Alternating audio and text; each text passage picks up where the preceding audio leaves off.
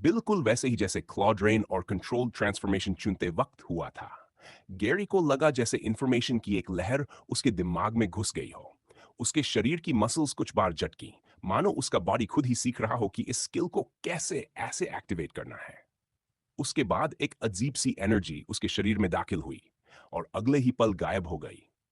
इस बार गैरी ने हर छोटी डिटेल पर ध्यान देने की पूरी कोशिश की। वो अब भी समझना चाहता था कि ये सिस्टम असल में है क्या और काम कैसे करता है। लेकिन अफसोस, इससे उसे कुछ खास समझ नहीं आया। ये कुछ ऐसा था जैसे बुलेट ट्रेन को बस एक पल के लिए गुजरते हुए देख लेना। सिर्फ देख लेने से ये नहीं पता चलता कि वो चलती कैसे है। चलो देखते हैं ये स्किल करती क्या है। गैरी ने हल्की सी मुस्कान के साथ सिस्टम खोला और अपनी स्किल लिस्ट देखने लगा।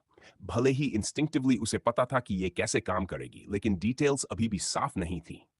लास्ट स्टैंड जब एक्टिवेट किया जाता है, यूजर की हेल्थ एक एचपी से नीचे नहीं जा सकती।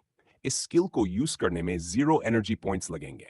वार्निंग, लास्ट स्टैंड एक्टिव रहते हुए भी यूजर नॉर्मल तरीके से डैमेज लेता रहेगा। Skill duration 7 seconds. Skill reset time, ये स्किल दिन में सिर्फ एक बार इस्तेमाल की जा सकती है। स्किल पढ़ते ही गैरी ने जोर से निगल लिया।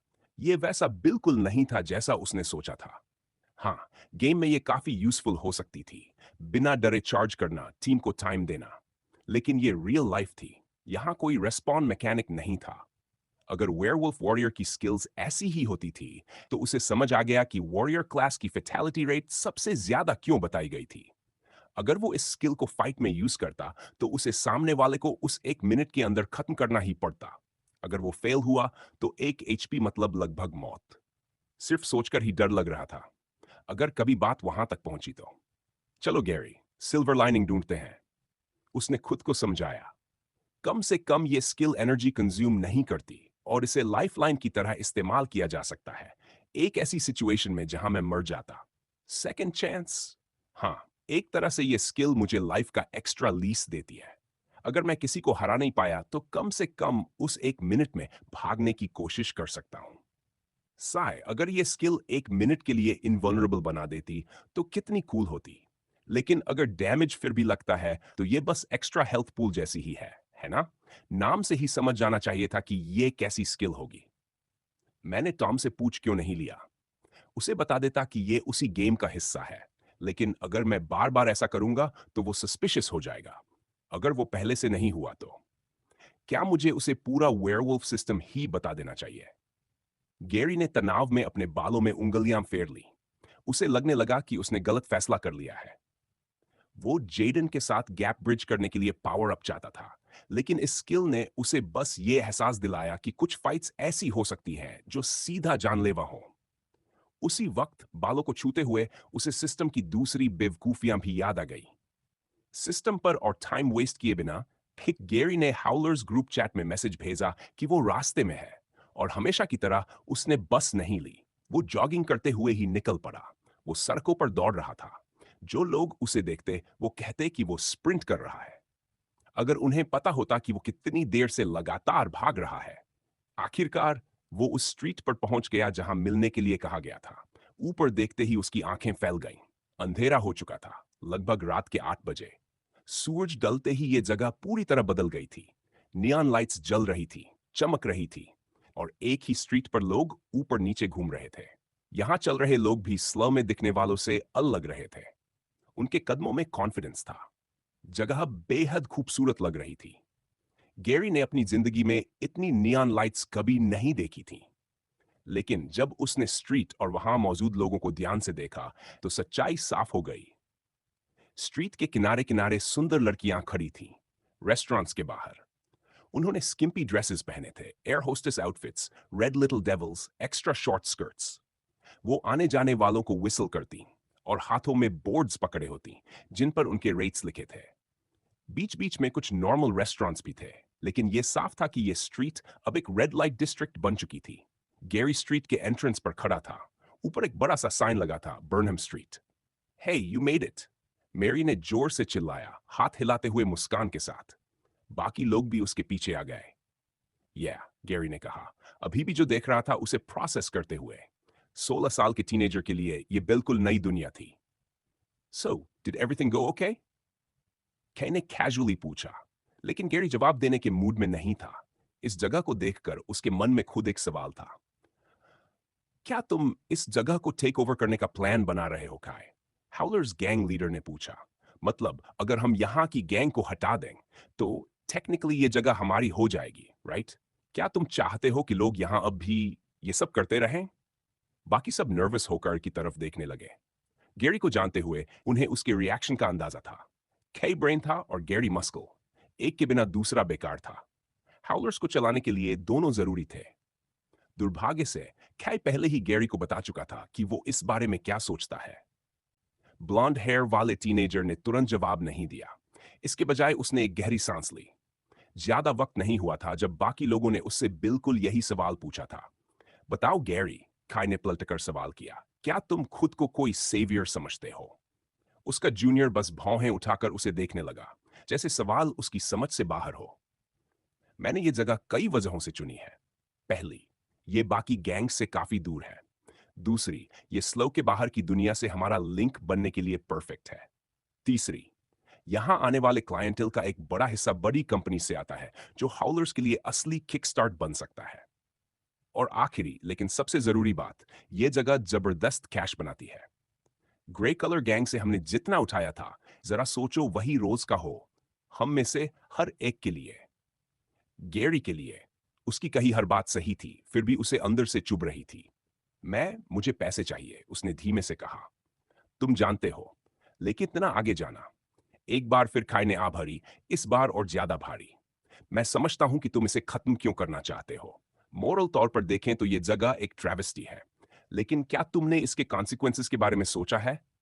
मान लो हमने टेक ओवर किया और तुमने इस जगह को बंद कर दिया, फिर क्या होगा? क्या तुम्हें सच में लगता है कि जो लोग यहां एंटरटेनमेंट के लिए आते हैं वो रुक जाएंगे?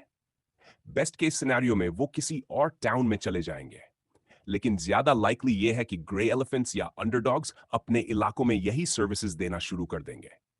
सारी लड़कियों को यहां जबरदस्ती नहीं लाया गया है। हाँ, कुछ को लाया गया था, और अगर तुम उन्हें जाने देना चाहते हो तो मैं उससे सहमत हूं। लेकिन बहुत सी लड़कियों के लिए यह बस पैसे कमाने का तरीका है, ऐसे शहर में जिंदा रहने का तरीका। हमें यह पसंद ना हो, लेकिन उनके लिए यह एक रियल जॉब जैसा ही है। अगर तुम इस जगह को बंद कर दोगे तो शायद तुम्हें अच्छा लगे, लेकिन तुम उनसे उनके परिवार को पालने का जरिया छीन लोगे। बताओ फिर क्या होगा? नो जॉब मतलब बिल्स चुकाने का कोई तरीका नहीं।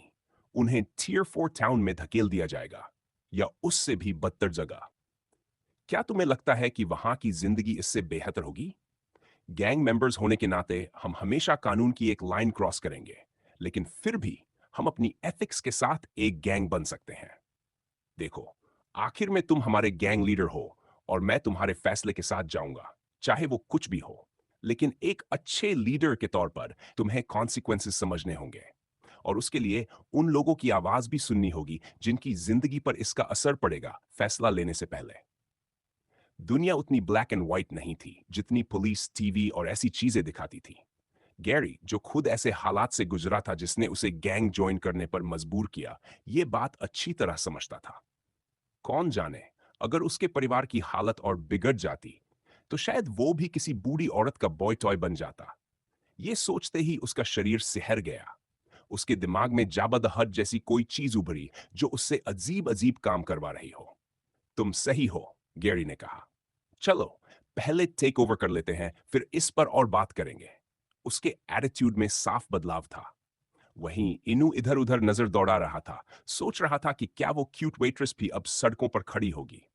ग्रुप स्ट्रीट में आगे बढ़ता रहा, सबकी नजरें लगातार इधर उधर घूम रही थीं। जो लोग दिन में यहां आ चुके थे उनके लिए भी ये उतना ही शॉकिंग था जितना गैरी के लिए। ऐसा लग रहा था जैसे वो किसी पोर्टल से गुजरकर किसी ऑल्टरनेट रियलिटी में आ गए हों। कुछ और चीजें भी अब ज्यादा साफ दिख रही थी जो दिन में नजर नहीं आई थी। लगभग हर एस्टैब्लिशमेंट के बाहर मेल गार्ड्स खड़े थे, आर्म्स क्रॉस्ड, सबके चेहरे पर इंटिमिडेटिंग एक्सप्रेशन। ऐसी जगह, ऐसा क्लाइंटेल और ऐसा काम, यहां प्रोटेक्शन जरूरी था। दरअसल सिर्फ इस स्ट्रीट पर चलते हुए ही उन्होंने कई बार गार्ड्स को इंटरवीन करते देखा, लेकिन जैसे ही उन मेन में से कोई एक आगे बढ़ता, फाइट वहीं खत्म हो जाती। 2 बार उन्होंने देखा कि ड्रंकन मैन पर स्टन गन्स का इस्तेमाल किया गया, जो ये समझने को तैयार नहीं थे कि नो का मतलब सच में नो होता है। शॉक अचानक दिया जाता और उसी पल बाकी गार्ड्स उन्हें घेर कर अंदर ले जाते। किस लिए? ये सोचकर ही सबके मन में अजीब सी फीलिंग पैदा हो गई। चलते चलते खाई ने बाकी लोगों को उनके प्लान की कुछ डिटेल समझाने का सोचा। जैसा कि मैं पहले भी बता चुका हूं, ब्लॉन्ड टीनेजर ने कहा, इस एरिया को कंट्रोल करने वाली गैंग का नाम पिंसर्स है। ये उन 5 स्मॉल टाइम गैंग्स में से एक है जिनसे हमें निपटना होगा, इससे पहले कि अंडरडॉग्स और ग्रे एलिफेंट्स आपस में टकराएं। सूट पहने हुए जितने भी लोग तुमने देखे हैं, वो सब उनकी गैंग का हिस्सा है। और जैसा तुम देख सकते हो, इतनी बिजी स्ट्रीट को कंट्रोल करने के लिए उनकी संख्या काफी ज्यादा है। उनके बिजनेस को देखते हुए ये सरप्राइजिंग नहीं है। लेकिन इसका मतलब यह भी है कि उनकी पूरी ताकत एक ही जगह कॉन्सेंट्रेटेड है और उसी जगह पर डिपेंडेंट है। इस जगह के कुछ अनरिटन रूल्स हैं। अभी हमने वुमेन को परेशान मत करो वाला रूल एक्शन में देखा। इसके अलावा अपने फोन्स अपने तक ही रखो। कॉल करने से वो नहीं रोकेंगे, लेकिन अगर उन्हें शक हुआ कि तुम फोटो लेने की कोशिश कर रहे हो या उससे भी बुरा वीडियो, तो अंजाम अच्छा नहीं होगा। ये रूल उनके क्लाइंटेल को ट्रबल से बचाने के लिए है और ज्यादातर लोग इसे फॉलो करते हैं। हाँ, कुछ लोग टेस्ट करने की कोशिश करते हैं, लेकिन उन्हें इसकी कीमत चुकानी पड़ती है। ये लोग इस सोच के साथ काम करते हैं कि एक एक्स्ट्रा आदमी को पकड़ लेना एक को छोड़ देने से बेहतर है। लोग वाकई बहुत ज्यादा थे। यहां तक कि इनू, जो एक अच्छा फाइटर था, उसे भी लगने लगा कि इतनी बड़ी फोर्स के सामने हाउलर्स शायद आउटमैच्ड हैं। अगर इसे स्मॉल टाइम कहा जा रहा था, तो फिर वो खुद क्या थे? Mini time. तो प्लान क्या है? इनू ने पूछा। तुम ये तो नहीं सोच रहे कि हम ग्रे कलर गैंग की तरह सीधा रेड कर देंगे? बाकी सब खाई का प्लान सुनने का इंतजार कर रहे थे।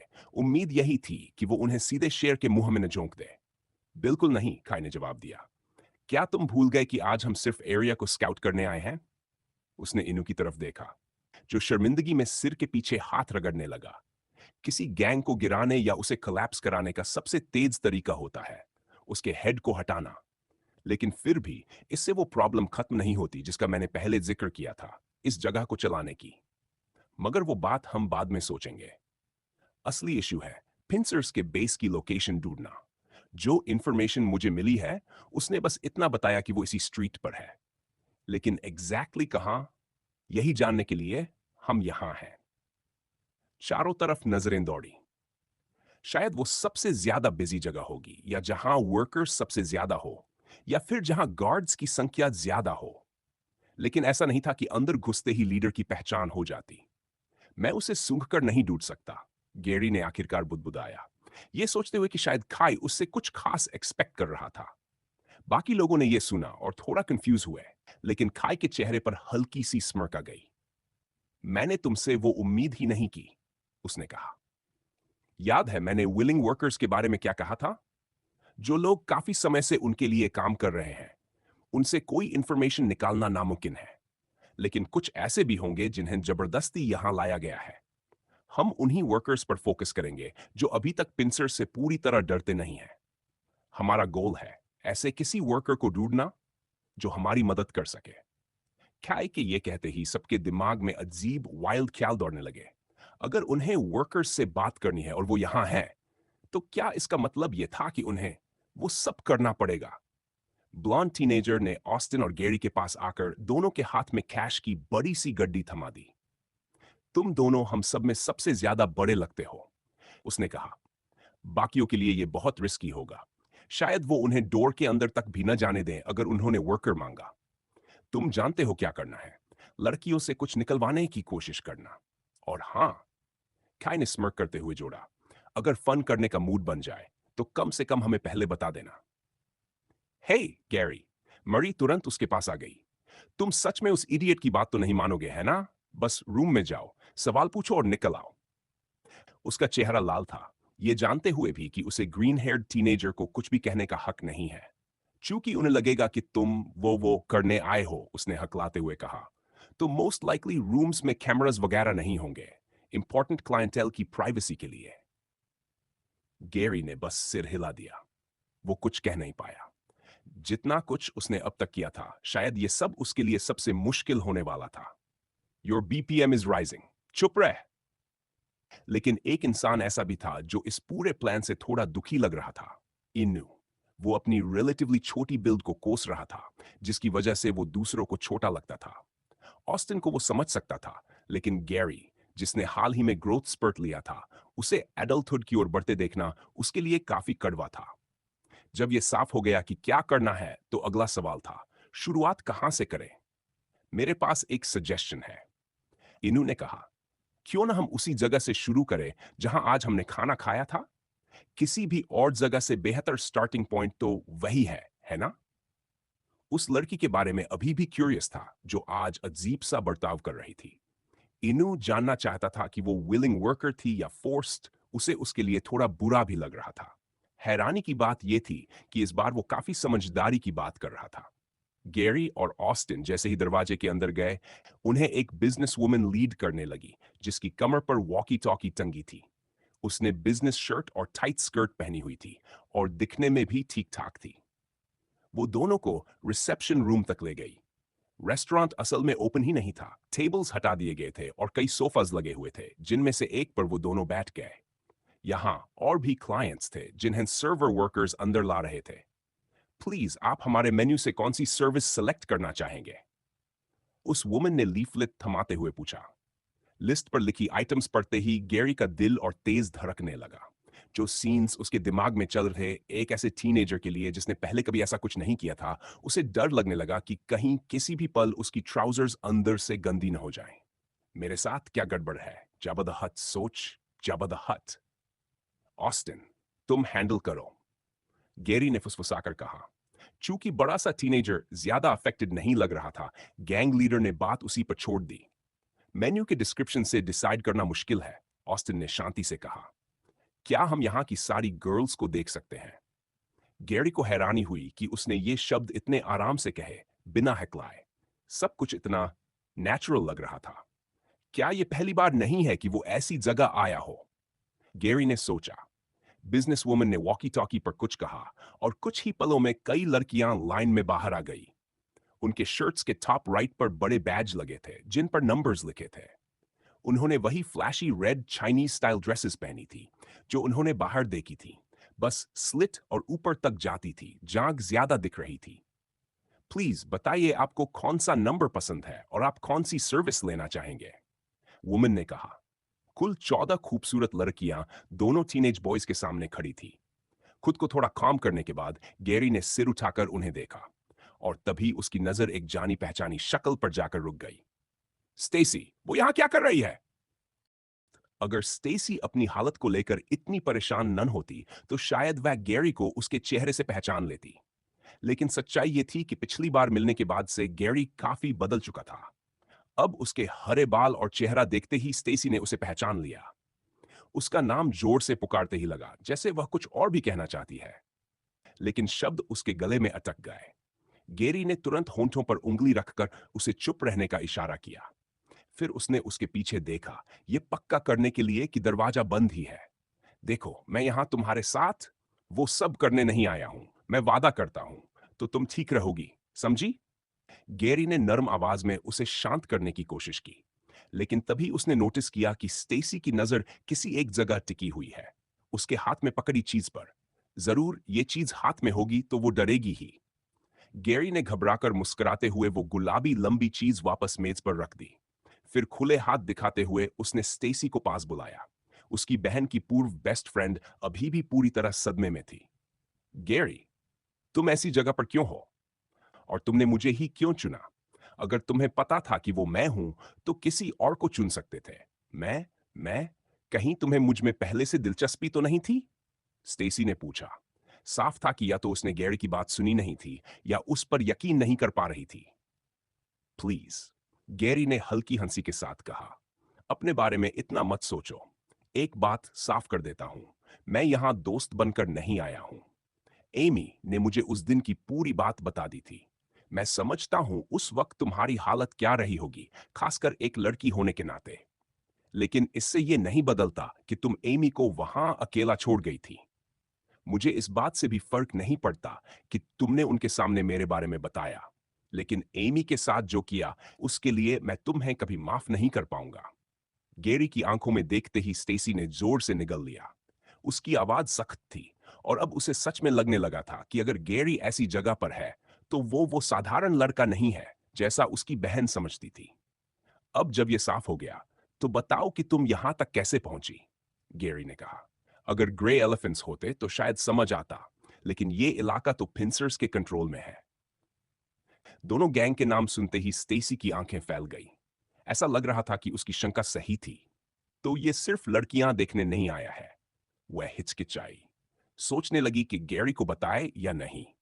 भले ही उसे गैंग्स की थोड़ी जानकारी हो, लेकिन वो क्या ही कर पाएगा। फिर भी यह सब एक कम उम्र की लड़की के लिए बहुत ज्यादा था और अंदर ही अंदर उसे खाए जा रहा था। वह फिर से टूटने के कगार पर थी, लेकिन खुद को संभालते हुए सीधी बैठ गई। मेरी हालत का एमी या ग्रे एलिफेंट से कोई लेना देना नहीं है, अगर तुम्हें वही डर था, स्टेसी ने कहा। मैं एमी के साथ पहले ही बहुत गलत कर चुकी हूं, लेकिन वो इस जिंदगी से दूर है। ये सब मेरे पेरेंट्स की वजह से हुआ। शायद एमी सोचती होगी कि मैंने स्कूल इसलिए बदला क्योंकि वो सब हुआ था, लेकिन ऐसा नहीं है। मेरे पेरेंट्स काफी समय से पैसों की परेशानी में थे। अगर तुम्हें नहीं पता तो उनकी अपनी मैकेनिक शॉप है। हम अमीर तो नहीं थे, लेकिन स्लफ के कई लोगों से बेहतर हालत में थे। कई वर्कर्स की रोजी रोटी उसी शॉप पर टिकी थी। लेकिन एक दिन एक क्लाइंट ने पैसे देने से मना कर दिया। ऊपर से काम भी बड़ा था। आमतौर पर मेरे पेरेंट्स तब तक गाड़ी अपने पास रखते थे जब तक पैसे न मिल जाएं। इस बार भी उन्होंने ऐसा ही किया। भले ही वो आदमी खुद को गैंग मेंबर बता रहा था, बाद में वो दूसरों के साथ लौटा। उन्होंने मेरे पेरेंट्स और वर्कर्स सबको पीटा। शायद बात वहीं रुक जाती, लेकिन उसके बाद वो बार बार आने लगे, बिजनेस खराब करते रहे। फिर कुछ समय बाद किसी ने मेरे पेरेंट्स से कांटेक्ट किया, जिसे हमारी परेशानी के बारे में पता था। मेरे पेरेंट्स ने उनसे लोन लिया, दिस ये जानते हुए भी कि वो लोन शार्क किसी गैंग से जुड़ा है। लेकिन इतने लोगों की जिम्मेदारी थी तो उनके पास और क्या ऑप्शन था? घर का माहौल बहुत स्ट्रेसफुल हो गया, तो मैं कुछ ड्यूबियस साइट्स पर समय बिताने लगी, किसी और की तरह बनने का नाटक करते हुए। उसी दौरान मेरी हॉक से चैट हो गई। शायद मैं बस कहीं से एस्केप चाहती थी। जो भी हो, मुझे अफसोस है कि मैं तुम्हें और एमी को इसमें घसीट लाई। स्टेसी यहीं रुक गई, लेकिन गैरी सब समझ चुका था। लोन पिंसर से ही आया होगा। बेहिसाब इंटरेस्ट, ऐसा जिसे चुकाना नामुमकिन हो। आखिर में उन्होंने स्टेसी को मजबूर किया, उसके फैमिली को यहां शिफ्ट कराया और इस स्कूल में डाला। लोन इलीगल था, इसलिए पुलिस कुछ नहीं करती, और वैसे भी ऐसे मामलों में वो अक्सर हाथ नहीं डालते। गैरी को नहीं पता था कि स्टेसी ये सब समझती भी है या नहीं, लेकिन सच्चाई यही थी कि शायद उसके फैमिली को शुरू से ही टारगेट किया गया था। भले ही शुरुआत में परेशान करने वाले पिंसर्स के नन हो, लेकिन मुमकिन था कि किसी और गैंग को पैसे देकर यह सब करवाया गया हो। तुम्हारे डैड की शॉप तो ग्रे एलिफेंट्स के इलाके में थी, है ना? उन्होंने प्रोटेक्ट क्यों नहीं किया? गैरी ने पूछा। स्टेसी ने सिर हिला दिया। मुझे नहीं पता, गैरी। मुझे इन सब चीजों की समझ ही नहीं है। सब कुछ मुझे बहुत डरावना लगता है। उन्होंने मेरे पेरेंट्स से कहा था कि मैं बस रेस्टोरेंट में वेट्रेस बनकर डेट उतारूंगी, लेकिन यहां आते ही उन्होंने साफ कह दिया कि अगर मैंने उनकी बात नहीं मानी तो मेरे पेरेंट्स के ऑर्गन्स बेच दिए जाएंगे। ये लोग बहुत खतरनाक है, गैरी, बहुत डरावने। मैं क्या करूं? स्टेसी फिर से पैनिक करने लगी थी। गैरी सोच रहा था कि उसे मदद करनी चाहिए या नहीं। कहानी सुनकर भले ही उसे स्टेसी पसंद न हो, लेकिन इस हालात की गलती उसकी नहीं थी, और शायद यहां कई और भी ऐसे ही फंसे हुए थे। स्टेसी, मुझे तुम्हारी मदद चाहिए, गैरी ने कहा। शायद हम तुम्हें इस सिचुएशन से निकाल सकें, लेकिन उसके लिए मुझे कुछ इन्फॉर्मेशन चाहिए। क्या तुमने कभी पिंसर्स के बॉस को देखा है? अगर नहीं, तो कम से कम ये पता है कि वो कैसा दिखता है या कहां रहता है। खाई के मुताबिक स्टेसी इंफॉर्मेशन निकालने के लिए परफेक्ट टारगेट थी। वो यहां रहना नहीं चाहती थी और अभी इतनी देर से यहां नहीं थी कि पिंसर्स के डर में पूरी तरह डूब जाए। आंसू पोंछते हुए उसने फिर गैरी की तरफ देखा। उसका भारी मेकअप गालों तक फैल चुका था। मैं नहीं बता सकती, एक रूल है, उसने कहा। जब हम यहां आए थे तो कहा गया था कि अगर किसी ने पिंसर्स के बारे में बात की तो हम खत्म हो जाएंगे।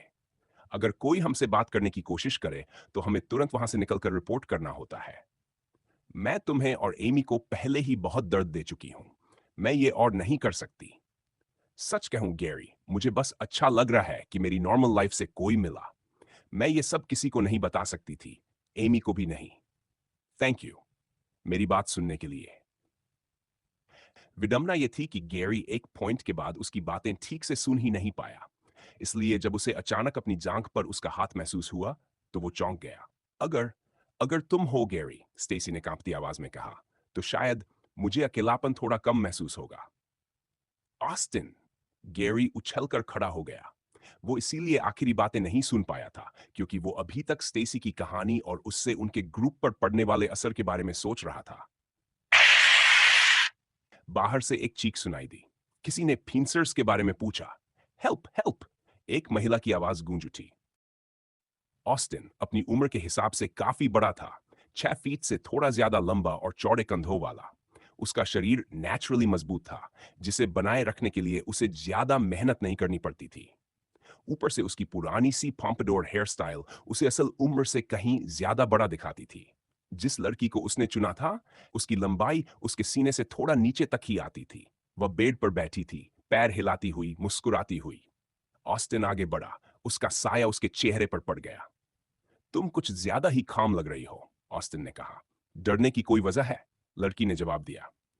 सिर्फ इसलिए कि तुम बड़े हो, इसका मतलब ये नहीं कि तुम्हारा सब कुछ ही बड़ा होगा। कई बार पैकेज कवर से मैच नहीं करता। वह हंसने लगी। ऑस्टिन पास रखे से सिंगल सोफा पर जाकर बैठ गया। कोहनियां घुटनों पर टिकाए उसने उसे गंभीर नजर से देखा। तुम्हारा नाम? ऑस्टिन ने पूछा। नीनी, लड़की ने जवाब दिया, अब भी मुस्कुराते हुए, बालों से खेलते हुए।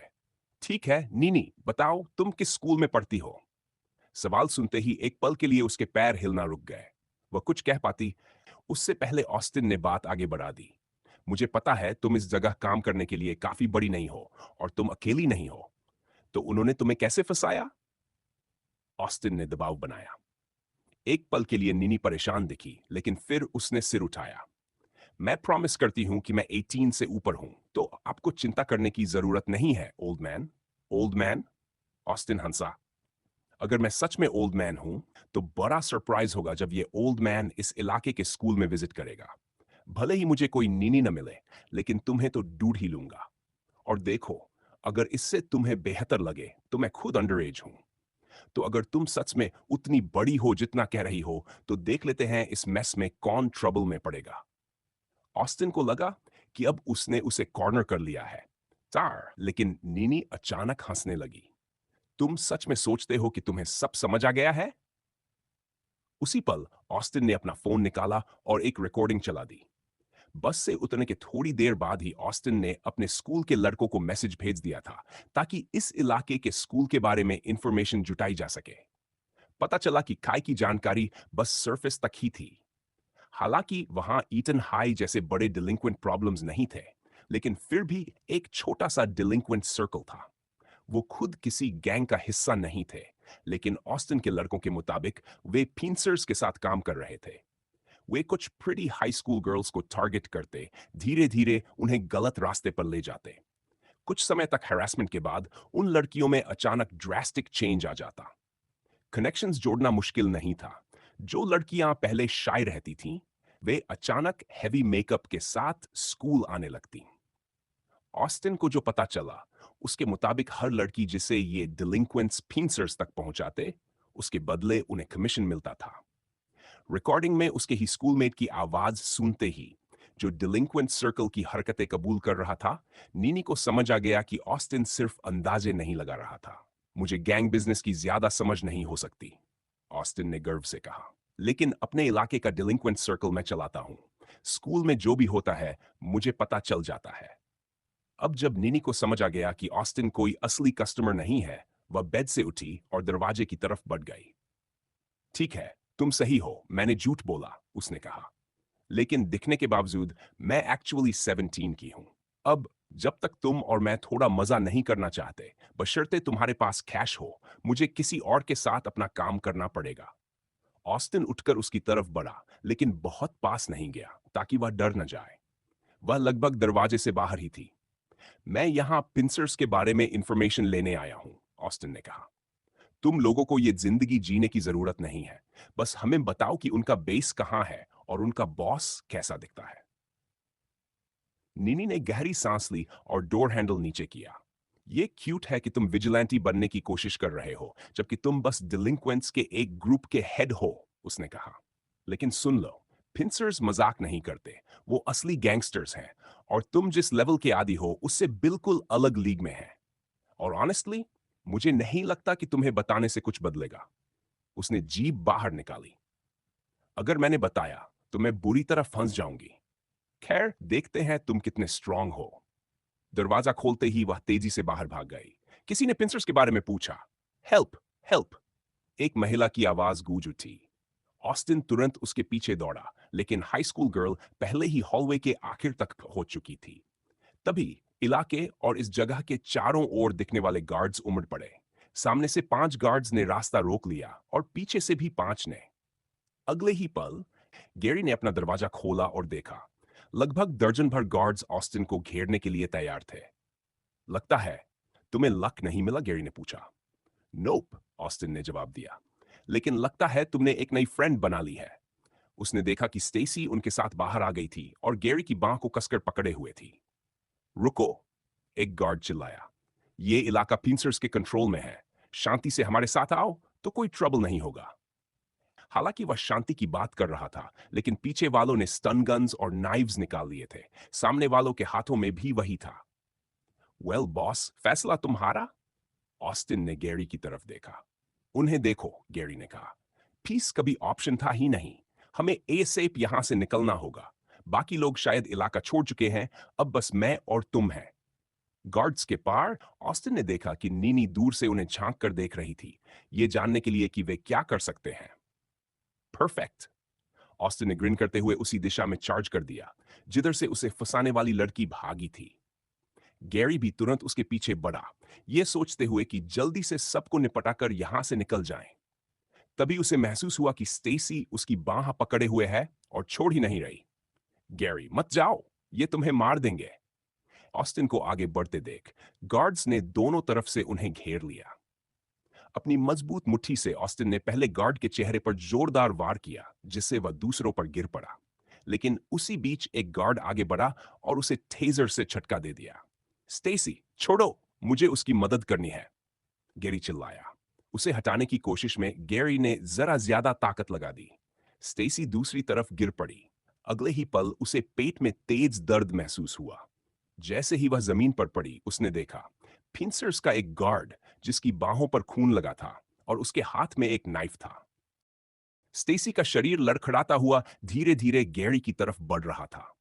उसे खुद नहीं पता था कि क्या हो रहा है, लेकिन खून देखकर और नीचे अपने पेट की तरफ नजर डालते ही उसके पैर कांपने लगे। क्योंकि उसकी पीठ गैरी की तरफ थी, गैरी कुछ देख नहीं पा रहा था, मगर देखने की जरूरत भी नहीं थी। खून की गंध पहले ही उसकी नाक में भर चुकी थी। आखिरकार स्टेसी का संतुलन टूट गया और वह गैरी की बाहों में गिर पड़ी। नीचे देखते ही उसे उसके पेट का जख्म दिख गया। वह कोई एक्सपर्ट नहीं था, लेकिन फिर भी साफ लग रहा था हालत बहुत खराब थी। शिट, इसे चाकू मारा गया है और चाकू उसी आदमी के हाथ में है। चाकू निकालना नहीं चाहिए, है ना? गैरी ने दिमाग में ट्रेनिंग और फिल्मों की यादें टटोलनी शुरू की। स्टेसी, गैरी ने जोर से कहा, जख्म पर दबाव डालो। रुको, मैं तुम्हें हॉस्पिटल ले जाऊंगा। सब ठीक हो जाएगा। जिस आदमी ने स्टेसी को घायल किया था, उसके चेहरे पर जरा भी पछतावा नहीं था। वह दोबारा ऊन पर झपटा। गैरी ने तुरंत स्टेसी को पीछे खींचा और आदमी के पास पहुंचने से पहले ही उसे जोरदार किक मार दी। उसने पेट को निशाना बनाया और पूरी तरह उड़ता हुआ अपने साथियों से टकरा गया। गैरी ने पलटकर स्टेसी को कंधे पर डाला और बाहर निकलने की तैयारी की। लेकिन बड़ी प्रॉब्लम थी। ऑस्टिन अभी अपने 5 आदमियों से जूझ रहा था। स्टंगन्स उसकी रिदम तोड़ रही थीं और नाइफ से उसे लगातार बचना पड़ रहा था, वरना स्टेसी जैसा गंभीर जख्म उसे भी लग सकता था। हाँ हाँ, आजकल स्कूल के डिलिंक्वेंट्स भी नाइफ इस्तेमाल करते हैं। तुम्हें लगता है मुझे तुम लोगों से लड़ने का एक्सपीरियंस नहीं है? ऑस्टिन ने ताना मारा। उसकी छाती और बाहों पर कट लगे थे, खून बह रहा था, लेकिन कोई जानलेवा चोट नहीं थी। उसने 2 लोगों को पहले ही गिरा दिया था। तभी डिंग की आवाज आई। सामने के दरवाजे से एलिवेटर्स खुले और रेनफोर्समेंट बाहर उमड़ पड़ी। गैरी? ये अजीब है। मुझे समझ नहीं आ रहा कि दर्द हो भी रहा है या नहीं। स्टेसी ने फुसफुसाया। उसका चेहरा सफेद पड़ चुका था। New quest received. Who wants to live forever? Should have let her pop your cherry, boy. A girl is dying in your arms, yet you wish to save her life. While the wound isn't too deep, you lack the expertise to treat her. If you don't do something, she'll die from blood loss, lagbag 20 minutes. Warning: external circumstances can worsen her condition. Quest reward: time limit 20 minutes. Failure: death of Stacy Turnhill. Optional complete condition: bite her. आखिरी line पढ़ते ही Gary के दिमाग में कई ख्याल उमड़ पड़े। Mister root की हालत जब क्रिटिकल थी तब भी उसने यही रास्ता सोचा था और अब सिस्टम जैसे उसे हल्के से उसी दिशा में धकेल रहा था। उसे टर्न करना मतलब उसकी जान बचाना। फेलियर के नतीजे पढ़कर गैरी समझ गया मामला बेहद गंभीर था। उसे खुद कई बार चाकू लग चुका था। लेकिन स्टेसी एक नॉर्मल हाई स्कूल गर्ल थी। उसके पास गैरी जैसी वाइटैलिटी नहीं थी। क्या मैं कर पाऊंगा? क्या हम समय रहते यहां से निकल सकते हैं? नहीं, अभी समय है। अगर बाहर नहीं निकल पाए तब भी इस पॉसिबिलिटी पर सोच सकता हूं। गैरी ने फैसला किया और पलट गया। कई लोग अपने रूम से बाहर झांकने लगे थे, मगर गार्ड्स उन्हें वापस अंदर धकेल रहे थे। ऑस्टिन, इधर आओ, मुझे तुम्हें उसे उठाने की जरूरत है। गैरी ने हॉलवे में चिल्लाया। एक आदमी को पंच मारकर उसके शेड्स गिराने के बाद ऑस्टिन लौट आया। बिना सवाल पूछे उसने स्टेसी को अपनी पीठ पर उठा लिया। उन्होंने कुछ गैंगस्टर्स को गिराया था, लेकिन और लोग आ चुके थे। सामने दर्जन भर से ज्यादा थे और पीछे भी लगभग आधे उतने। तंग हॉलवे की वजह से उनकी मूवमेंट सीमित थी। यही एक राहत थी। मैं रास्ता खोलूंगा, तुम मेरे पीछे रहना। गैरी ने आदेश दिया और बाईं तरफ उस कमरे के दरवाजे को देखा जहां वह पहले था।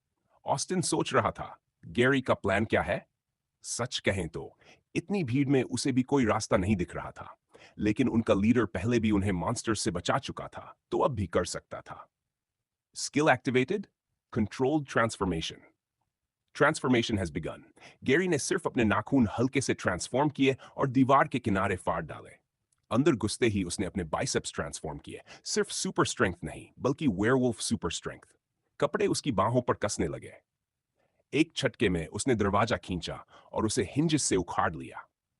अब गैरी चिल्लाया और दरवाजे को शील्ड की तरह पकड़े हुए आगे दौड़ा। ऑस्टिन तुरंत उसके पीछे था, मगर उसने एक बात नोटिस की। गैरी बहुत तेज था। उसने लेग्स पर स्किल लगाई थी ताकि स्पीड और एज मिल सके। गैंगस्टर्स पहले ही कुछ इनह्यूमन देख चुके थे, लेकिन गैरी नहीं चाहता था कि वह पूरी तरह ऑल्टर्ड लगे। उसने बस उतना ट्रांसफॉर्म किया था जितना जरूरी था, बिना बाहरी रूप बदले। आदमी रास्ते से हटने की कोशिश कर रहे थे, लेकिन भीड़ उनके लिए ही नुकसान बन गई। अगले ही पल गैरी ने दरवाजा पहले आदमी पर दे मारा और उसे पीछे उछाल दिया। वह रुका नहीं, बुलडोजर की तरह आगे बढ़ता रहा। आखिरकार वे हॉलवे से निकलकर खुले एरिया में आ गए, जहां दोनों एलिवेटर्स थे। जाओ, गैरी ने चिल्लाया। ऑस्टिन ने एलिवेटर का बटन दबाया। अचानक उसे अपने कंधे पर कुछ गर्म महसूस हुआ। हाथ लगाया, लाल लिक्विड। स्टेसी का खून टपक रहा था। जिन आदमियों को गैरी ने गिराया था वे उठने लगे थे। खुले एरिया में दरवाजा बेकार हो चुका था। गैरी ने उसे फेंक दिया और डिंग की आवाज का इंतजार करते हुए बीच में खड़ा हो गया। तभी ऑस्टिन की नजर कोने में पड़ी। वह कांप नहीं रही थी, बस ट्रबल से बचने के लिए एक बड़े प्लांट के पीछे छिपी थी। ये देख रही हो? ऑस्टिन ने स्टेसी की तरफ इशारा किया। तुम उनके लिए इतनी ही वैल्यूबल हो। आज ये लड़की है, कल तुम भी हो सकती हो। मैं जल्द ही स्कूल में मिलने आऊंगा। तुम पिंसर से डरती हो, लेकिन यकीन मानो हमें ज्यादा डरना चाहिए। जोरदार चीख और दर्द की आवाज आई। दोनों ने गैरी की तरफ देखा। वह बीच में अकेले गैंगस्टर से निपट रहा था। एक पंच डॉज किया, फिर ओवरहैंड राइट किसी के चेहरे पर जरा। अभी अभी उसे स्टन गन लगा था, लेकिन वह जबरदस्ती आगे बढ़ता रहा। एक और किक के बाद उसने एक आदमी को सिर के ऊपर उठा लिया। तभी किसी और ने आकर उसके पेट में चाकू घोंप दिया। एक बार नहीं, का! गैरी चीखा और उस आदमी को दूसरों की तरफ फेंक दिया। फिर नाइफ वाले को नंगे हाथ से पकड़ा और उसके चेहरे पर तेजी से 3 पंचेस मारे, फिर जमीन पर गिराकर किक की। तुम मुझे मारने की कोशिश कर रहे थे। गैरी चिल्लाता रहा, बेहोश पड़े आदमी पर पंच करता रहा। तभी किसी ने उसे रग्बी टैकल करके गिरा दिया, लेकिन कुछ ही सेकंड में वह उठकर एक और गैंगस्टर को दूर उछाल चुका था। ऑस्टिन ने पहली बार गैरी को इतना बेकाबू लड़ते देखा। उसे समझ आ गया, ये उनकी जिंदगियों की लड़ाई थी। वह मदद करना चाहता था, मगर इस ख्यास के बीच घुसे कैसे? आखिरकार डिंग की आवाज आई, लेकिन एलिवेटर के अंदर भी और आदमी खड़े थे। ऑस्टिन ने एक हाथ से पास खड़े सबसे नजदीकी आदमी का सिर पकड़ा और बिना रुके उसे दीवार के किनारे दे मारा। फिर उसे अपने पीछे उछाल दिया। अगले ही पल उसने दूसरे को सीधे बॉल्स पर लात मारी। जरा भी हेजिटेशन नहीं। ये जेंटलमैन की तरह लड़ने का वक्त नहीं था, खासकर जब गैंगस्टर्स हथियार इस्तेमाल कर रहे थे। तीसरा आदमी ऑस्टिन पर वार करने ही वाला था कि तभी किसी ने उसका हाथ पकड़ा, जोर से खींचकर उसे एलिवेटर से बाहर फेंक दिया। ऑस्टिन ने देखा, गैरी उसके साथ था। तीनों जल्दी से अंदर घुसे और फर्स्ट फ्लोर का बटन दबाने लगे। कोई कुछ नहीं बोला, बस हरे बालों वाले हाई स्कूलर की बेकाबू सांसों की आवाज गूंज रही थी। ऑस्टिन की नजर अपने दोस्त के पेट पर गई, जहां कई स्टैब वूंड्स थे। उसकी शर्ट खून से भीगी हुई थी और खून एलिवेटर के फर्श पर टपक रहा था। Are you? I am fine, Gary ने दर्द भरी आवाज में बीच में ही कहा। हमें उसे हॉस्पिटल ले जाना होगा। एलिवेटर फिर से खुला।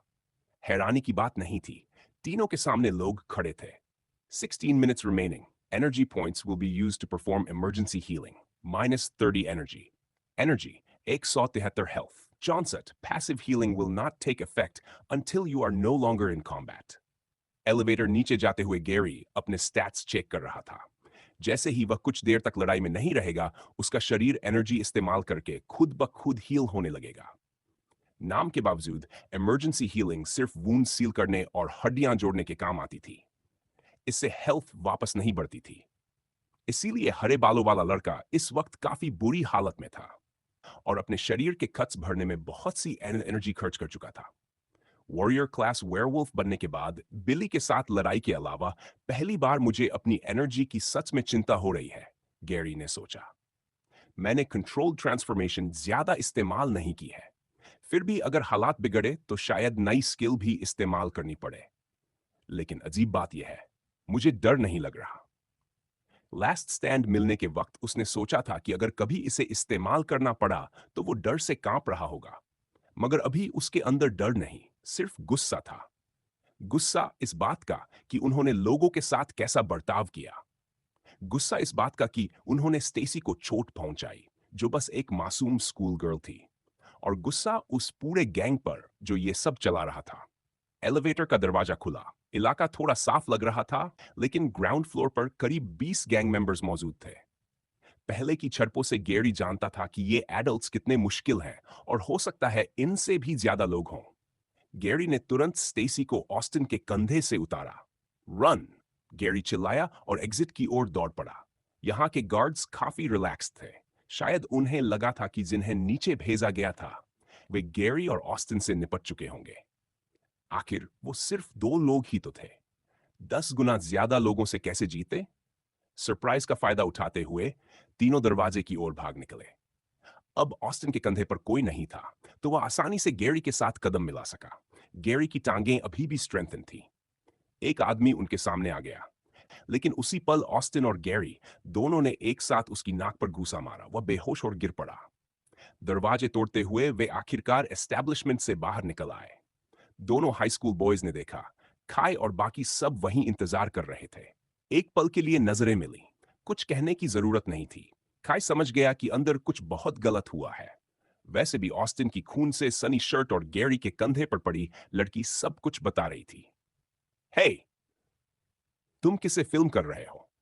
सावधान रहो, ये लोग तुम्हारी वीडियो बना रहे हैं।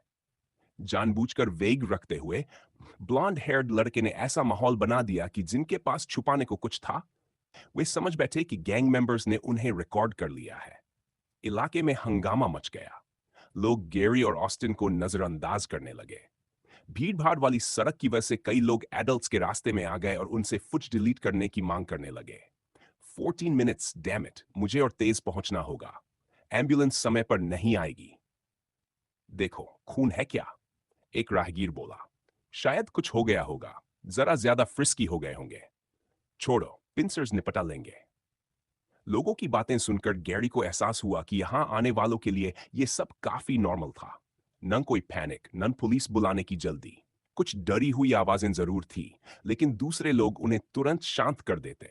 गैरी को लगा इस जगह में कुछ बहुत गहराई से गलत है। ऑस्टिन, गैरी ने पीछे मुड़कर चिल्लाया, जो बड़ी मुश्किल से उसका साथ दे पा रहा था। सॉरी, लेकिन मुझे तुम्हें यहीं छोड़ना होगा। बाकियों को बता देना। मैं पास वाले हॉस्पिटल जा रहा हूं, जो आते वक्त देखा था। अब ऑस्टिन इतना हाँफ रहा था कि बस थम्स अप ही दे पाया। अगले ही पल गैरी ने रफ्तार बढ़ा दी, लगभग दोगुनी, और दौड़ पड़ा। किस तरह वो किसी को उठाकर इतना तेज दौड़ सकता है? उसने मुझसे ज्यादा लड़ाई की।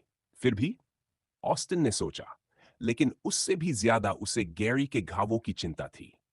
गैरी पूरी ताकत से दौड़ रहा था, लेकिन टाइमर बेरहमी से कम हो रहा था। उसे स्टेसी को हॉस्पिटल पहुंचाना ही था। उसने एक बड़ी मुसीबत से छुटकारा पाया था, और अब वो एक वेयरवुल्फ को दूसरे से बदलने का जोखिम नहीं लेना चाहता था। हो सकता है वो बिली जितनी बुरी ना हो, लेकिन अगर वो उससे भी ज्यादा खतरनाक हुई तो। स्टेसी, तुम मेरी आवाज सुन रही हो ना? जवाब दो। ऑस्टिन किसी तरह वहां से निकलने में कामयाब हो गया था। उसकी सांस बुरी तरह फूल रही थी और वह हवा के लिए हाँफ रहा था। उसे याद भी नहीं आ रहा था कि आखिरी बार उसने इतना ज्यादा कब दौड़ा था। उसकी टांगें दर्द से भरी थी और पिंडलियों की मांसपेशियां ऐंठ रही थीं। मुझे अपनी टांगों से ज्यादा अपने फिस्ट्स इस्तेमाल करना पसंद है, उसने मन ही मन सोचा, गहरी सांस लेते हुए और खुद को सीधा करते हुए। बर्नम स्ट्रीट छोड़ने के कुछ ही देर बाद ऐसा लगा कि पिंसर्स के मेंबर्स ने पीछा करना छोड़ दिया है। लगता है वे इलाका बिना निगरानी छोड़े नहीं जा सकते। अगर कुछ और हुआ तो संभालना पड़ेगा। स्मार्ट मूव है, वरना कोई ध्यान भटकाकर इनके लीडर तक पहुंच सकता था। ये लोग साधारण डिलिंक्वेंट्स नहीं है, यस, और ये हथियार इस्तेमाल करने से भी नहीं कतराते। शायद खाई ने गलत गैंग चुन ली। सच्चाई ये थी कि ये गैंग इतनी खुली जगह पर ये सब करने से डरती ही नहीं थी। ऑस्टिन को हैरानी हुई। पुलिस को इस जगह के बारे में पता होना ही चाहिए, मेयर को भी। फिर भी कोई कुछ नहीं कर रहा था। या तो सब भारी पेरोल पर थे, या फिर जानबूझकर नजरें फेर रहे थे क्योंकि वे कुछ कर ही नहीं सकते थे।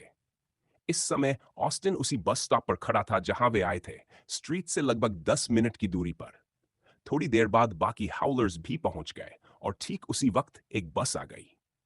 मुझे पता है तुम्हारे दिमाग में लाख सवाल होंगे, ऑस्टिन ने कहा, लेकिन रास्ते में सब समझा दूंगा। अभी हमें हॉस्पिटल पहुंचना है और देखना है कि गैरी ठीक है या नहीं। इसके बाद सब निकल पड़े। वादे के मुताबिक बड़े कद वाले लड़के ने रास्ते में अंदर हुई पूरी घटना बता दी। उसे नहीं पता था कि गैरी ने लड़की के साथ अंदर क्या किया या नहीं, बस इतना जानता था कि बाद में वह बुरी तरह घायल हो गई थी। सब सुनने के बाद वे पास के एक छोटे से लोकल हॉस्पिटल पहुंच गए। आमतौर पर यहां बड़े इमरजेंसीज नहीं आते थे, लेकिन पास में यही सबसे नजदीक था। उन्हें पूरा यकीन था कि गैरी स्टेसी को यहीं लाया होगा। अंदर जाते ही उन्होंने रिसेप्शन देखा। कुल मिलाकर 10 लोग भी नहीं थे। वहीं एक हरे बालों वाला लड़का था, जो भीड़ में बिल्कुल अलग दिख रहा था। ऑस्टिन ने सबसे पहले गैरी को देखा। वह दौड़कर उसके पास पहुंचा और देखा, गैरी खाली नजरों से सामने देख रहा था। उसके कंधे पर खून लगा हुआ था। गैरी, तुम यहां क्या कर रहे हो? इतनी जल्दी तुम्हें देख भी लिया? ऑस्टिन ने कहा, पास से देखने के लिए झुकते हुए। लेकिन कोई खून टपक नहीं रहा था। शर्ट में छेद थे और शॉक में उसने शर्ट उठाकर देखा। अंदर कुछ भी नहीं था। मैंने कहा ना, मैं ठीक हूं, गैरी ने जोर देकर कहा और ऑस्टिन का हाथ हटा दिया। ऑस्टिन उसे अविश्वास से घूरता रह गया। उसने गैरी को खून बहाते देखा था। उसने अपने दोस्त को बार बार चाकू लगते देखा था। कोई इंसान इतने जख्म झेलकर न सिर्फ जिंदा कैसे रह सकता है, बल्कि इतनी तेजी से हील भी कैसे हो सकता है? उसके दिमाग में बस एक ही जवाब था, ट्विंस वाली घटना, और ये सब जोड़कर वह सिर्फ एक ही बात सोच सका। उनका लीडर एक ऑल्टर्ड होना ही चाहिए। क्या इसी वजह से काई कुछ नहीं कहना चाहता था? क्या वो नहीं चाहता था कि हम टोह लें कि गैरी जैसा बच्चा ऑल्टर्ड कैसे बना? क्यों ना हम थोड़ी देर बैठकर शांत हो जाएं? माहौल को हल्का करने के लिए काई ने कहा, जब तुम रेडी हो गैरी, तब अपनी साइड बता देना। तब तक बस दुआ करते हैं कि लड़की ठीक हो जाए। इनू भी ये सुनकर कि गैरी ने किस लड़की को चुना था, थोड़ा परेशान हो गया। इधर गैरी अपने ही ख्यालों में डूबा हुआ था। मैंने क्या कर दिया?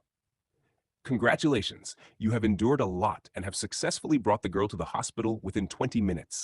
Endurance plus 1. Your base endurance is now at 16. Quest reward, instant level up. Congratulations, you have now reached level 15. A stat point has been granted. क्या स्टेसी को इतनी चोट लगने के लिए मैं जिम्मेदार हूं? अगर हम वहां गए ही न होते तो क्या वो ठीक रहती? मानो उसके मन की बात पढ़ ली हो। खाई आकर उसके बगल में बैठ गया। ये हालात उसे जाने पहचाने से लगे, जो गेरी को बिल्कुल पसंद नहीं था। अगर हो सके तो वह दोबारा कभी हॉस्पिटल नहीं आना चाहता था। किसी की जिंदगी के फैसले का इंतजार करना यह सबसे बुरा एहसास था। तुमने भी देखा होगा, काय ने समझाया।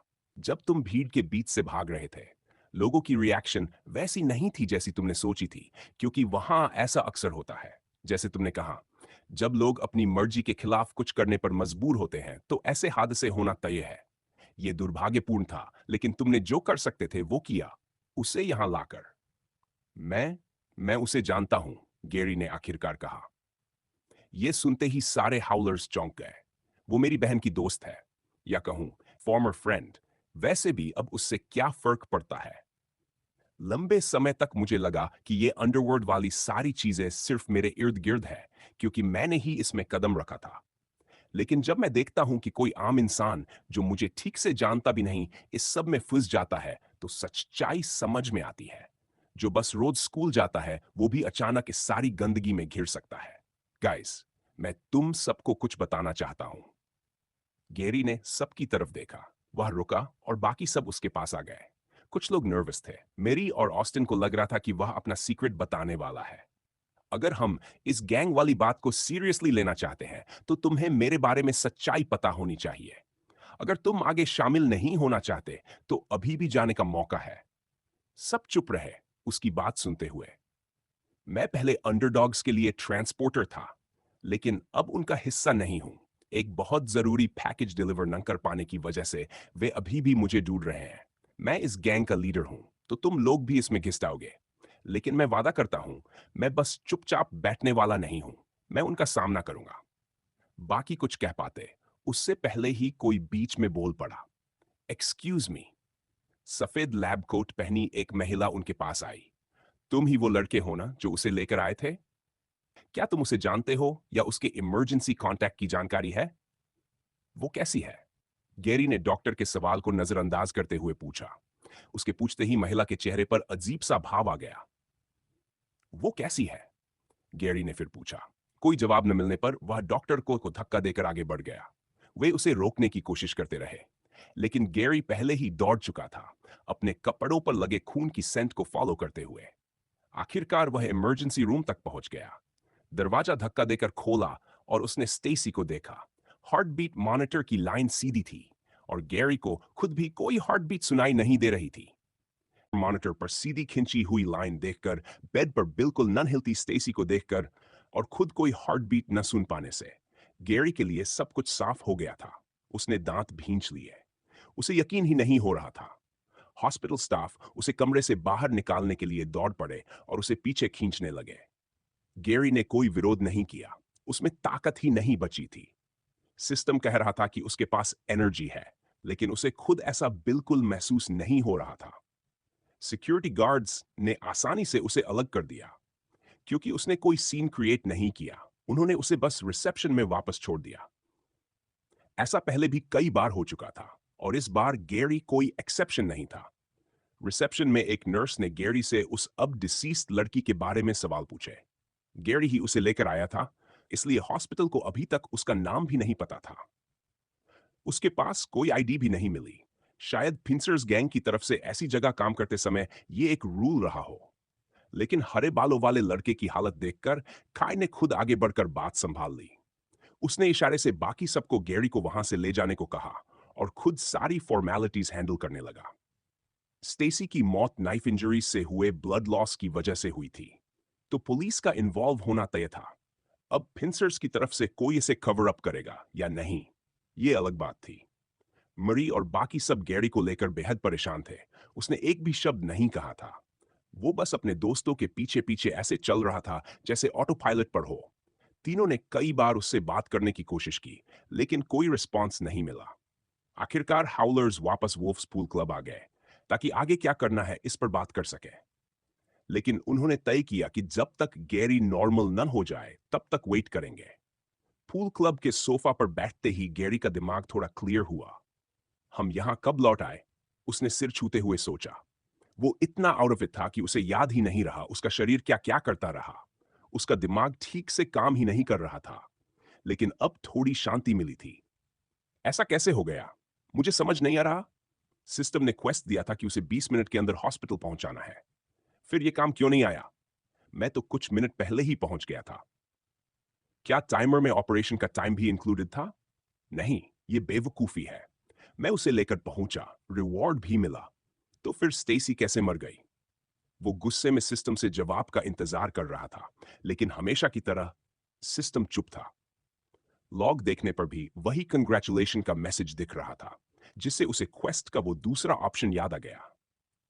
शायद आखिर में सिस्टम असल जिंदगी में होने वाली चीजें बदल ही नहीं सकता। ये पूरी तरह मेरी गलती है।